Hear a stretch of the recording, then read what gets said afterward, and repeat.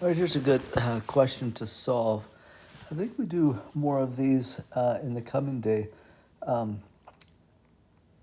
The thing that is troublesome for most people is that right there. A lot of people just go 8 take away 5 is 3, and that's incorrect. Because order of operations says you have to do multiply, because that's 5 times whatever's in the brackets. You have to do that first. So to solve this, I'll just write it down.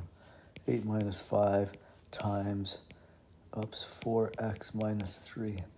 So I would use the distributive property. So 12x plus 3 equals 8. And then I'd use the distributive property again. So negative 5 times 4x is negative 20x. Negative 5 times negative 3 is a positive 15.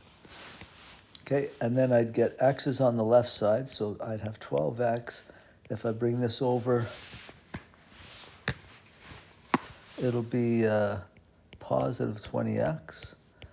And then over on this side, I have an 8 plus 15. If I bring this over, it'll be a minus 3.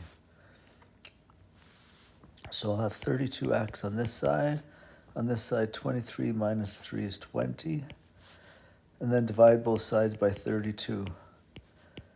So you get 20 over 32. I probably should simplify that. 4 maybe? 4 goes into 25 and into 32, 8. I'd be going with that answer. Hopefully that helps you solving that equation. It's just that one right there. Dirty, rotten, filthy, stinking negative.